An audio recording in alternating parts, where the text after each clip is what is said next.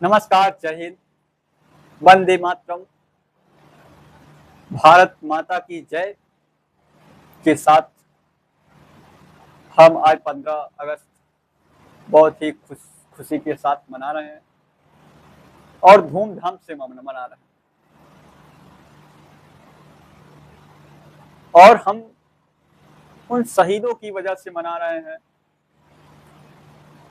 हम आज अपने घरों में अंग्रेजों से आज़ाद हैं, हम अपने देश में अंग्रेजों से आज़ाद हैं।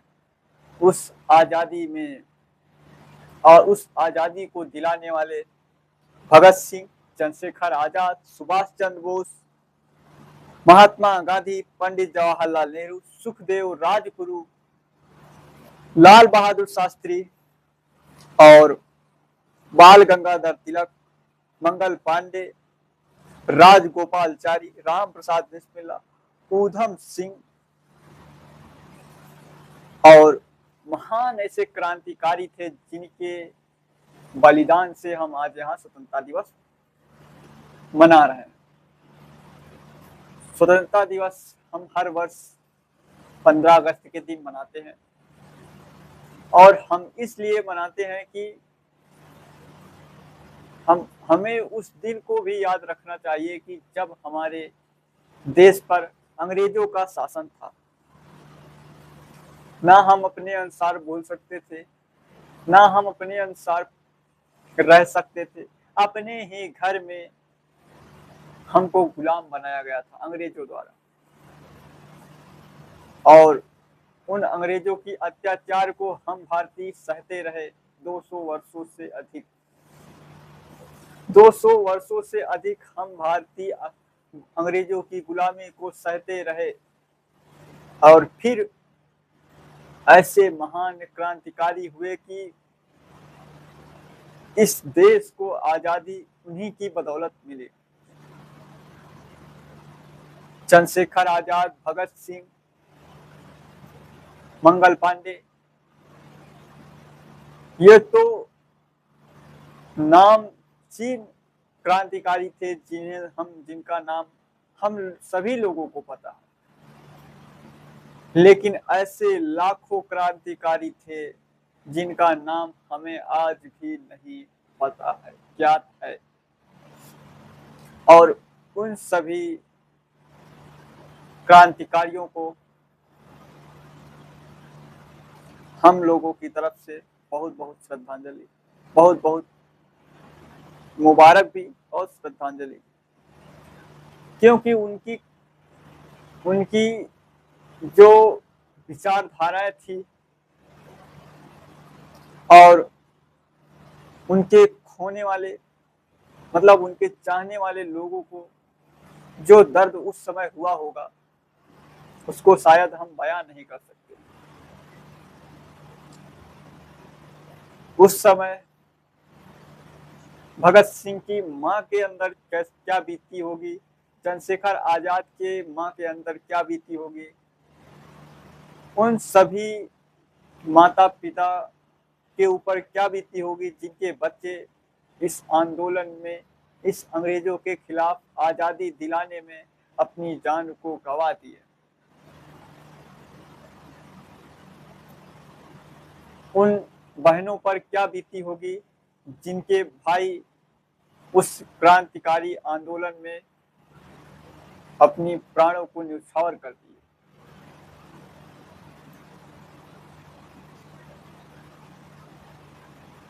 ऐसे क्रांतिकारियों के जज्बे को मैं सलाम करता हूं।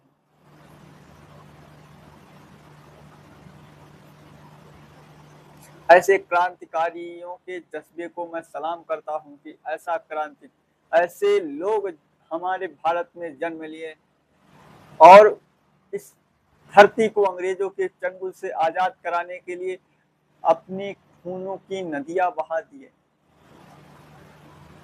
जलियांवाला बाग हत्याकांड तो सभी को पता है। जलियांवाला बाग हत्याकांड इतना निर्मम तरीके से जनरल डायर ने गोलियां चलवाई थी कि वहां पे सैकड़ों मासूम लोग मारे गए थे।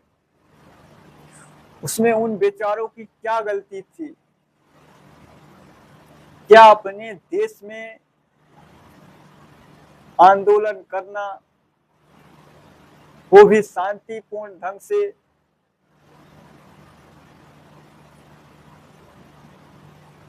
क्या दिक्कत थी भाई अंग्रेजों को? हम हिंदुस्तानियों को क्या शांतिपूर्वक भी हम आंदोलन नहीं कर सकते थे?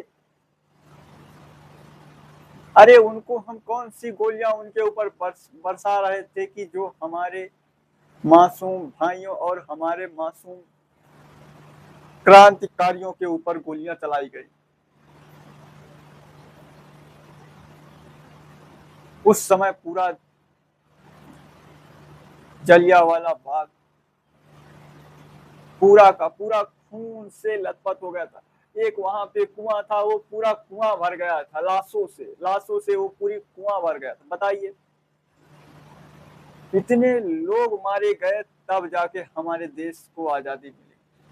अरे वहां पे भी जलियांवाला बाग हत्याकांड के बाद भी हमारे लोग मरे हैं आजादी के लिए, इस तिरंगे के लिए।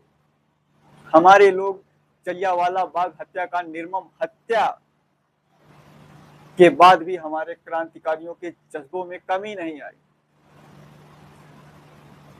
अंग्रेज जैसे जैसे हमारे ऊपर अत्याचार करते गए वैसे वैसे हमारे क्रांतिकारियों के जज्बे को मजबूती मिलती रही, वैसे वैसे चिंगारियां बढ़ती गई, चिंगारी आग में बदलती गई। जब जलियांवाला बाग हत्याकांड होता है तब ऊधम सिंह ने कसम खाते हैं, ऊधम सिंह कसम खाते हैं कि मैं इस जनरल डायर को जब तक मारूंगा नहीं तब तक चैन से बैठूंगा नहीं। और फिर वो जाके 1940 में लंदन में उनको गोली से फूंक डालते हैं।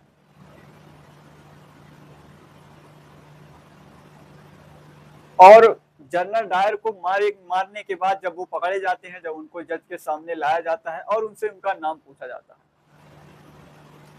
तब वो बड़े गर्व से बोलते हैं राम मोहम्मद सिंह आजाद। जब उनसे उनका नाम पूछा गया तो उन्होंने बताया कि राम मोहम्मद सिंह आजाद मेरा नाम है। और फिर वहां पे जो उन्होंने भारत की सहिष्णुता को दर्शाया, वो शायद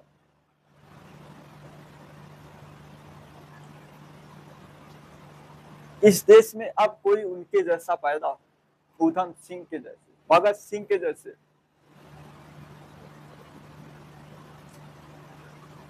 हमारे देश को आजादी दो प्रकार के लोगों ने दिलाई, दो प्रकार के विचारधाराओं के लोगों ने दिलाई।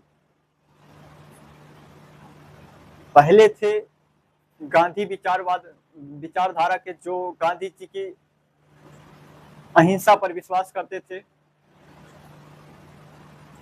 सत्य बोलना और लड़ाई झगड़ा न करना। और दूसरे वे थे जो सुभाष चंद्र बोस थे, और उनका गठन, उनकी फौज, उनकी आर्मी, हिंद सेना इस देश को आजाद कराने में बहुत बड़ी भूमिका रही। इन दो लोगों के विचारधाराओं के लोगों ने ही इस देश को आजादी दिलाई।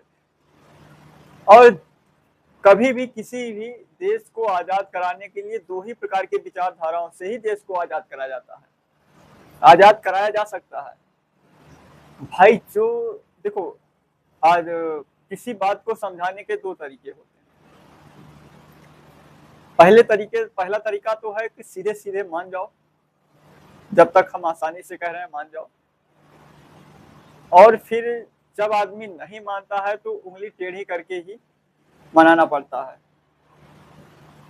वो कोई भी हो, सबके लिए भी यही लागू होता है। वो चाहे किसी देश पर हुकूमत कर रहे हो, या किसी राज्य को गुलाम बनाए हो, या किसी राज्य पर कब्जा किए हो, उनको दो प्रकार से ही आजादी दिलाई जा सकती है। एक तो शांतिपूर्ण ढंग से आंदोलन करके, उसके बाद भी अगर नहीं मानते हैं तो फिर उसका दूसरा रास्ता है जो सुभाष चंद्र बोस ने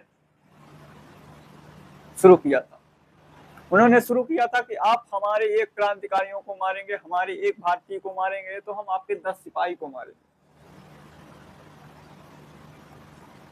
सुभाष चंद्र बोस, जिन्होंने दिल्ली से नारा दिया, दिल्ली के लाल किला से नारा दिया था कि तुम मुझे खून दो, मैं तुम्हें आजादी दूंगा। खून देने का तात्पर्य हुआ था कि आप हमें इस देश को आजाद कराने के लिए बलिदान दीजिए, बलिदान देने को तैयार होइए और हम आपको आजादी दिलाने के लिए तत्पर। तो उन्होंने ही इस देश में 1940 के बाद एक ऐसा तूफान उठा था कि अंग्रेजों को चुन चुन के मारा जा रहा था। वो कोई और नहीं मार रहा था, वो सुभाष चंद्र बोस की हिंद सेना ही थी जो अंग्रेजों को घुस घुस के मार रही थी, धूल धूल के मार रही थी देश में, भारत देश में। और उनकी मृत्यु के बारे में तो बहुत सारी असमंजस भी थी, उनका प्लेन क्रैश भी हुआ था। अब उसमें मारे गए थे कि नहीं मारे गए थे, अब उसकी बात तो मैं नहीं कर सकता हूं। अगर लेकिन उनकी जो विचारधारा थी वो बहुत अच्छी थी। उनकी विचारधारा साफ थी कि जो सीधी तरीके से नहीं मानेगा उसको टेढ़े तरीके से मनाना पड़ेगा।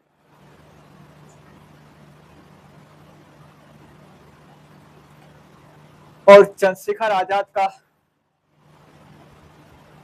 भगत सिंह की जब फांसी की सजा होती है बम ब्लास्ट कांड में, जब भगत सिंह की फांसी की सजा होती है और उनकी चंद्रशेखर आजाद उनकी फांसी की सजा को उम्र कैद में बदलने के लिए उनसे बोला जाता है कि भगत सिंह के से कि तुम एक अपील डाल दो, बाकी कानूनी कार्यवाही देख लिया जाएगा। हमारे देश में उस समय जितने भी लोग थे, जितने भी बड़े बड़े क्रांतिकारी थे, लगभग गांधी जी भी एक वकील थे, पंडित जवाहरलाल नेहरू भी एक जाने माने पढ़े वकील थे, काफी लोग थे उस समय पढ़े लिखे। और जब उनसे कहा जाता है तो वो उनसे अपील देने के लिए, तो अपील नहीं देते हैं, अपील नहीं डालते हैं। तो फिर उस समय चंद्रशेखर आजाद पंडित जवाहरलाल नेहरू से मिलने आनंद भवन इलाहाबाद को जाते हैं और फिर वहां पे पंडित जी से मिलने के बाद वो अल्फ्रेड पार्क प्रयागराज में अपने क्रांतिकारी साथियों के साथ बैठ के विश्राम कर रहे थे या मनगणना कर रहे थे, कुछ विचार या कुछ प्लान बना रहे थे, कुछ विचार कर रहे थे कि तब वो फिर वहां पे किसी ने उनके कहा तो यही जाता है कि उनके दोस्तों में किसी ने गद्दारी की थी कि वो पुलिस के मुखबिर बन गए थे, अंग्रेजों के मुखबिर बन गए थे। तो उन्होंने फिर क्या कहते हैं देश के साथ गद्दारी की, जिनके कारण ही वहां पर अंग्रेजी पुलिस आ गई। और अंग्रेजी जब पुलिस आ गई तो वहां पर पुलिस और चंद्रशेखर आजाद के दोस्तों या क्रांतिकारियों के साथ मुठभेड़ होती है और वहां पे काफी पुलिस वाले भी घायल होते हैं, मारे भी जाते हैं।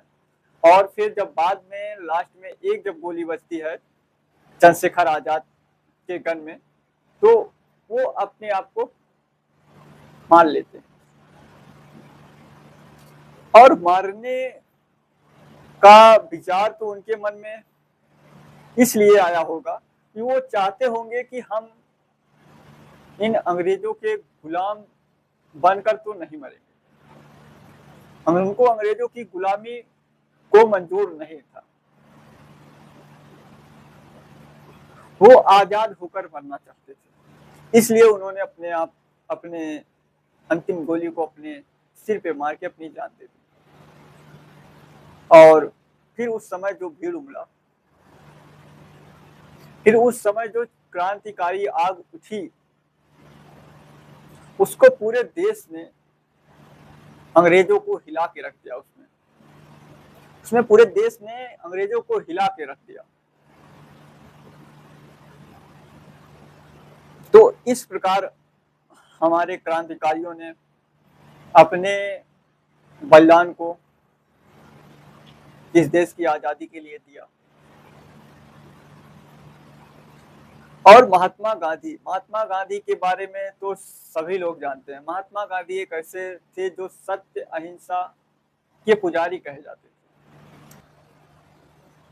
महात्मा गांधी हमारे देश के राष्ट्रपिता कहे जाते हैं, भारत देश के राष्ट्रपिता कहे जाते हैं, जनक कहे जाते हैं। उन्होंने बचपन में राजा हरिश्चंद्र की किताब को पढ़ा था और उसमें राजा हरिश्चंद्र की सत्यवादी से इतना प्रेरित हो गए थे कि उन्होंने अपने मन में निश्चय किया कि हम सत्यवादी की ही राह पर चलेंगे। और उन्होंने उसी सत्यवादी और अहिंसा के दम पे ऐसे असंभव कार्य को संभव करके दिखाया है कि और कोई उस तरह कर ही नहीं सकता है। हमारे देश में अंग्रेजों के खिलाफ ऐसे ऐसे आंदोलन महात्मा गांधी ने किया है कि जिसमें एक बूंद भी खून का रक्त जमीन पे नहीं गिरा। ऐसे तो बहुत सारे क्रांतिकारियों ने आंदोलन किया और उसमें बहुत सारे हमारे देश के क्रांतिकारियों की जान भी गई, लेकिन महात्मा गांधी ने ऐसे आंदोलन किए थे कि जिसमें एक रक्त की बूंद भी धरती पे नहीं गिरी। और अगर किसी भी आंदोलन में इस प्रकार की कोई हरकतें करता था तो वो महात्मा गांधी अपने आंदोलन को वापस ले लेते थे। तो उनका ऐसा स्वभाव था और उनके कारनामों से पूरे अंग्रेज को दिक्कत थी। अंग्रेज भी चाहते थे कि ये लोग हिंसा करें और इनको हम कैद कर लें, हिंसा करें और कैद कर लें। और महात्मा गांधी अहिंसा के प्रिय तो थे ही, तो उनको भीड़ इकट्ठा करने के चक्कर में उनको कैद में कर लिया जाता था और फिर उनको छूट भी हो जाती थी, छूट भी मिल जाती थी। छूट इसी के दम पे मिल जाती थी कि बाहर इतने जेल के बाहर इतने भीड़ इकट्ठा हो जाती थी और जज के सामने उनका कोई कसूर भी नहीं निकलता था। अरे भाई, शांतिपूर्वक आंदोलन करने का कौन सा गुनाह है? कहीं कोई ऐसे कानून में नहीं लिखा है कि आप शांतिपूर्वक या किसी देश के संपत्ति को अगर नष्ट करते हैं तभी आपको किसी भी कानून के तहत सजा दी जाती है। जब आप शांतिपूर्वक ढंग से करेंगे तो आपको सजा क्यों दी जाएगी? आपने कोई ऐसा गुनाह किया ही नहीं, इसका मतलब। तो गांधी जी बहुत ही महान व्यक्ति थे। जब उनके जीवन के बारे में जब आप लोग पढ़ोगे ना, तब गांधी जी के बारे में समझ में आएगा। और कुछ लोग तो ये भी बोलते हैं कि नाथूराम गोडसे ने जो महात्मा गांधी को गोली मारी थी बहुत सही किया था। तो मैं उनसे कहना चाहता हूं कि अगर उनको पाकिस्तान नहीं बनने देना चाहते थे, अगर उनको पाकिस्तान से इतना ही नफरत थी तो जिन्ना को गोली मारे होते और पाकिस्तान भारत के 2 टुकड़े होने से बचा लेते, नया पाकिस्तान ना बन पाता। महात्मा गांधी को मारने से क्या पाकिस्तान वापस भारत में मिला? नहीं मिला ना। तो महात्मा गांधी को जो लोग भी इस देश में नहीं मानते हैं, तो हम उनसे यही कहेंगे कि महात्मा गांधी के बारे में आप क्या जानते हैं? महात्मा गांधी के बारे में आपने क्या पढ़ा है? जितना उन्होंने पढ़ा था पहले उनके बराबर पढ़ के आइए, उसके बाद फिर महात्मा गांधी की बुराइयां और महात्मा गांधी के बारे में अनाप शनाप बकिएगा। महात्मा गांधी के बारे में पढ़ के तो जानिए, सीखिए। जब उनकी किताबों को पढ़ेंगे तब उनके विचारों को समझ पाएंगे आप लोग। जिन्होंने कभी हथियार नहीं उठाया हो, जिन्होंने कभी किसी का विरोध ना किया हो,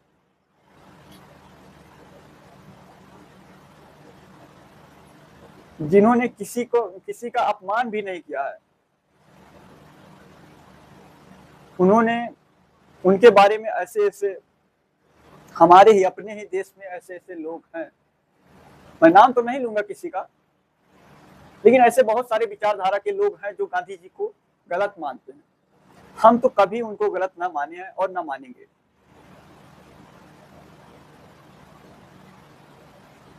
कुछ लोग नेहरू को भी बोलते हैं, पहले पंडित नेहरू के बारे में भी पढ़िएगा। जितने भी लोग, जितने भी नेता, जितने भी व्यक्ति नेहरू और गांधी के बारे में बोलते हैं, वो सभी उनके जीवन के बारे में पहले पढ़ लेना, उसके बाद नेहरू और गांधी को गाली देना। कुछ लोग जो उनके बारे में गलत भ्रांतियां फैलाई जाती हैं और फैलाते हैं, उन्हीं को सुन के, उन्हीं को देख के महात्मा गांधी और नेहरू जी को गालियां देते हैं। और भगत सिंह को तो सभी फॉलो कर, सभी सम्मान से देखते हैं। क्या कभी उनके जीवन को फॉलो किया है? जो महात्मा गांधी को मानते हैं, हम उनसे भी यही कहना चाहते हैं, क्या महात्मा गांधी के जीवन को कभी अपनाया है? जो भगवान राम को मानते हैं, उनसे भी यही कहना चाहते हैं, क्या भगवान के राम के आचरण को क्या अभी आप लोग अनुसरण करते हैं? जितने भी लोग जय श्री राम के नारे लगाते हैं, उनसे मुझे एक ही सवाल है, क्या आप उनके द्वारा दिए गए नियमों का पालन करते हैं? क्या जैसे भगवान श्री राम अपने माता पिता, भाई और बहनों का सम्मान करते थे, क्या आप भी करते हैं? क्या भगवान राम जैसे अपनी प्रजा का सेवा करते थे, क्या वैसे आज भी नेता जो भगवान श्री राम को मानते हैं, क्या वैसे भी आज अपनी प्रजा का सेवा करते हैं, जनता की सेवा करते हैं? तो उनको करना चाहिए। अगर भगवान श्री राम को मानते हैं तो भगवान श्री राम के द्वारा किए गए कार्यों को अपनाएं और अच्छे काम को करके दिखाएं। अभी हमारे देश के कुछ खिलाड़ी ओलंपिक में भाग लेने गए थे पेरिस में, और उसमें गोल्ड मेडल एक भी नहीं आया। कुछ पदक पाए हैं और कुछ पदक गोल्ड मेडल से तो अभी रह गए हैं। 100 ग्राम ज्यादा हो गया था विनेश फोगाट का, तो उसमें वो भाग नहीं ले पाई हैं। लेकिन कोई बात नहीं, हमारे खिलाड़ी जब मेहनत करते हैं तो कभी ना कभी एक ना एक दिन तो मुकाम मिलेगी। जितने भी गोल्ड या जितने भी पदक मिले हैं, वो सभी खिलाड़ियों के बदौलत मिले हैं। क्या खिलाड़ियों के लिए भी हमारे देश में काम किया जाता है? क्रिकेट के लिए तो इतने बड़े बड़े स्टेडियम बना दिए गए हैं, इतने बड़े बड़े टूर्नामेंट कराए जाते हैं, क्या कभी और खेलों के लिए भी कराए जाते हैं? क्या कभी कुश्ती के टूर्नामेंट कराए जाते हैं बड़े बड़े? क्या कभी कुश्ती के बड़े स्टेडियम बने हैं? क्या कभी वॉलीबॉल के बड़े स्टेडियम बने हैं?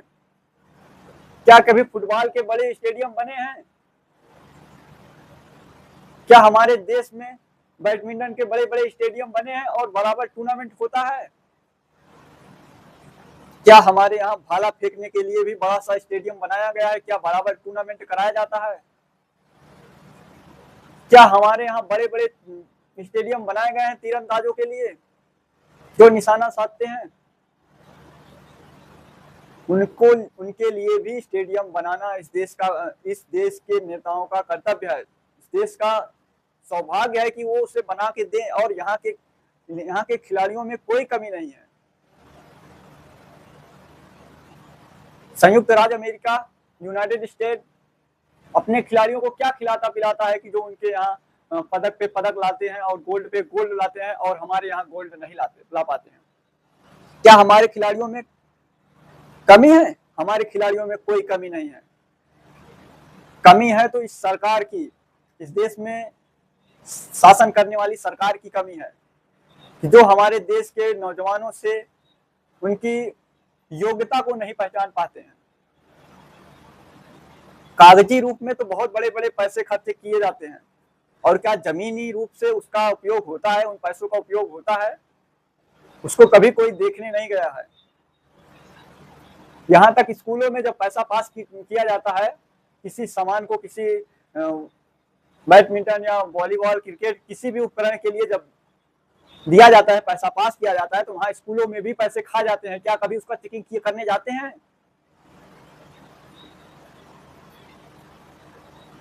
हमारे देश में 2020-21 की रिपोर्ट के अनुसार 50,000 से ज्यादा स्कूल बंद हो गए हैं। 50,000 से ज्यादा स्कूल बंद हुए हैं 2020-21 में।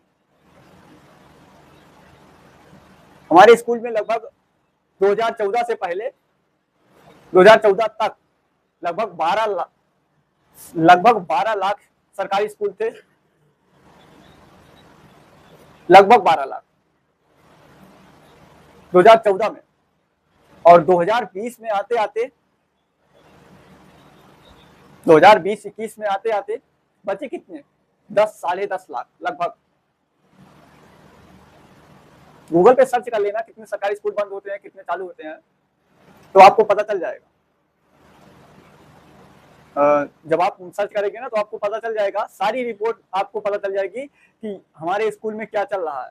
शिक्षा के ऊपर तो कोई ध्यान देना ही नहीं चाहता है हमारे देश में।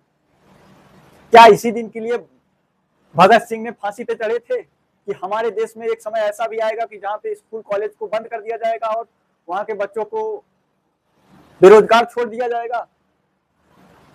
बेरोजगारी न बढ़े उसके लिए स्कूल कॉलेज को बंद कर दिए जाएंगे? आप ये सब देख लेना, गूगल पे सर्च कर लेना, आपको समझ में आ जाएगा।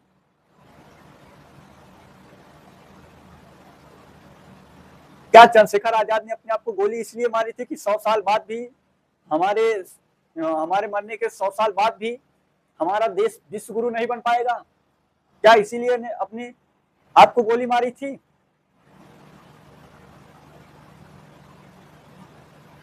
हमको इस देश से जवाब चाहिए। हमको आप लोगों से जवाब चाहिए कि हम उन शहीदों के लिए हम क्या कर रहे हैं। क्या वो उनका शहीद व्यर्थ जाएगा? क्या उनके सम्मान में अभी यही नहीं खत्म होती है? क्या उनके सम्मान में आज भी जहां जहां उनकी मूर्तियां लगी हैं उसकी साफ सफाई होती है? उसको भी कोई ध्यान नहीं देता है। जगह जगह चौराहों पर महाराणा प्रताप की मूर्तियां लगाई गई हैं, महान क्रांतिकारियों की मूर्तियां लगाई गई हैं, गांवों में बनाई गई हैं, हमारे देश के शहीदों की मूर्तियां लगाई गई हैं गांव में। क्या कभी उसकी सफाई हमारी देश की सरकार कराती है? बोलेगी कि खर्चा बढ़ जाएगा, ये हो जाएगा। अरे भाई, टैक्स भी तो लेते हो इतना। हमारे देश के नौजवान सैनिकों के पेंशन को भी बंद कर दिया गया। अब बताइए, पेंशन को भी बंद कर दिया गया। जो निस्वार्थ भाव से देश की रक्षा करते हैं, बॉर्डर पे खड़े होके, सीमा पे खड़े होके, क्या उनके लिए हमारा देश उनको पेंशन भी नहीं दे सकता है उनके रिटायर होने के बाद? क्या हमारे देश में गरीबी चल रही है? क्या हमारे देश के पास पैसे नहीं है? इतने बड़े बड़े घोटाले करने के लिए पैसे आ जाते हैं, चुनाव में बड़ी बड़ी रैलियां करने के लिए पैसे आ जाते हैं, लेकिन देश के नौजवानों के लिए पेंशन देने के लिए पैसे नहीं है। जो देश के लिए काम करेगा उसको पैसे देने के लिए आपके पास पैसे नहीं है।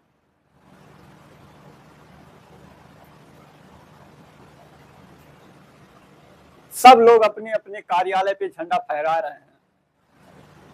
सब लोग अपने कार्यालय पे झंडा फहरा रहे हैं।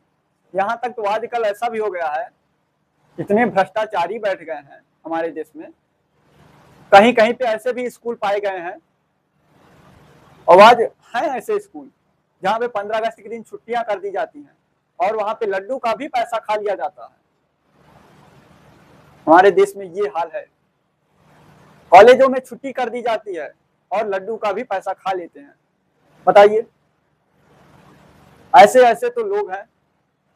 यहां तक कार्यक्रम भी कराने का भी पैसा खा जाते हैं। कार्यक्रम कराने का पैसा आता है जब सरकार की तरफ से, तो उसको भी खा जाते हैं। इन सब पर कौन कार्यवाही करेगा? क्या सरकारी अफसर सब सो रहे हैं? क्या सरकारी अफसर फ्री के पैसे ले रहे हैं? कि क्या सरकारी अफसर है ही नहीं जो इन सब की जांच करने वाले, इन सब की जांच करने वाले सरकारी अफसर ही नहीं है। ऐसे भी हैं कि बहुत सारी ऐसी जगहें खाली हैं कि उनको भरी ही नहीं जाती हैं। रेलवे के में इतने हादसे हो रहे हैं और हमारे यहाँ के रेल मंत्री इस्तीफा भी नहीं दे रहे हैं। बताइए, पहले के राजनेता ऐसे होते थे कि अगर कोई रेल हादसा हो जाए तो अपने सम्मान को बनाए रखने के लिए अपने पद से इस्तीफा दे देते थे कि भाई हमसे ये विभाग हमसे नहीं संभल रहा है, हम इस्तीफा दे रहे हैं, लिख के दे देते थे, छोड़ देते थे कुर्सी। आज के नेता कैसे हैं? हादसे पे हादसे हुए जा रहे हैं, देश से कभी माफी भी नहीं मांगे हैं कि ये हमारी गलती है, ये हमारी कमी से हो रही है, हम टाइम पे वैकेंसियां नहीं निकाल पा रहे हैं, लोको पायलट की, चलाने वालों की, ड्राइवरों की भर्ती नहीं निकाल पा रहे हैं, या जो पटरियों को चेक करते हैं उनकी भर्ती नहीं निकाल पा रहे हैं, ग्रुप डी की भर्ती नहीं निकाल पा रहे हैं। जब नहीं चलानी आती है, जब उस विभाग को नहीं चला पा रहे तो किसी दूसरे को दे दो, दूसरा कोई विभाग चलाए। मजाक बना के रख लिया है देश को, देश की जनता के साथ खिलवाड़ हो रहा है।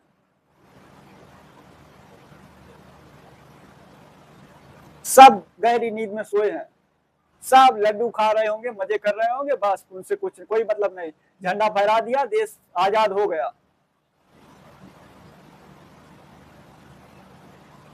पहले हम अंग्रेजों के गुलाम थे, आज हम नेताओं के गुलाम हो गए हैं।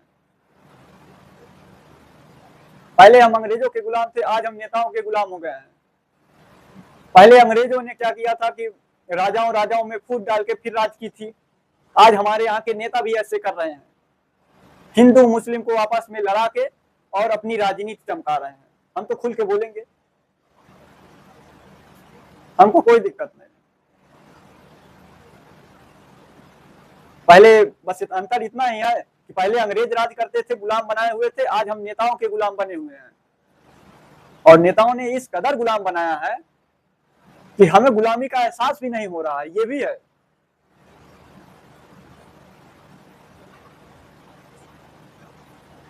अब इससे ज्यादा कुछ नहीं बोलेंगे, और हम उन सभी स्वतंत्रता सेनानियों को सत सत प्रणाम करते हैं जो इस देश के आजादी के लिए अपना बलिदान दिया।